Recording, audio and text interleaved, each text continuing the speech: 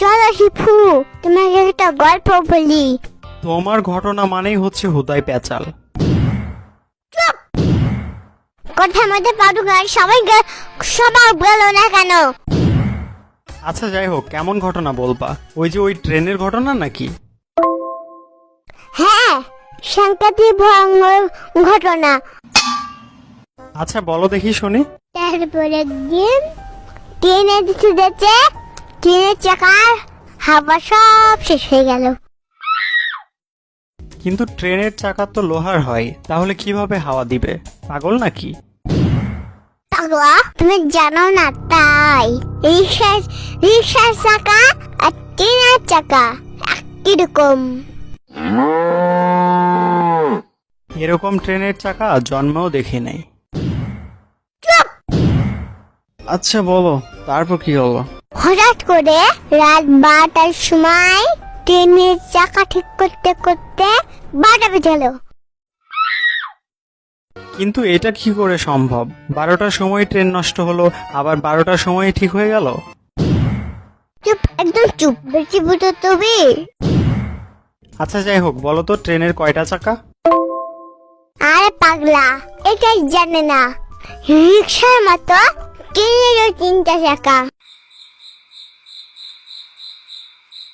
তাহলে তো ট্রেনে না গিয়ে রিক্সাতে যাওয়াই ভালো।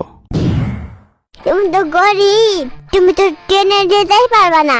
কোথায় গেলে পাও ঢুকে দেয়। আচ্ছা যাই হোক, ট্রেনের চাকা ঠিক করার পরে কি হলো?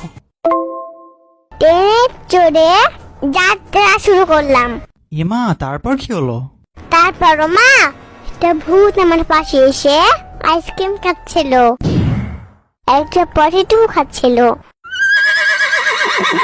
ভূত যে আইসক্রিম ও পটেটো খায় এটা মাত্রই জানলাম আমি। তুমি যদি খেতে পারো তাহলে ভূত কেন পারবে না?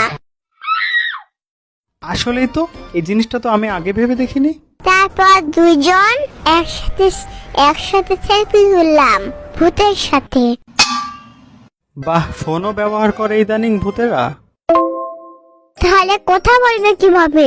যোগাযোগ করবে না, করবে তো ওরা নাকি? আচ্ছা আচ্ছা, তারপর? তারপর সকাল হয়ে গেল, ওখান থেকে বাড়ি চলে আসলাম। আচ্ছা আচ্ছা, তারপর? ও মা, তারপর বাড়িতে এসে দেখি ভয়ঙ্কর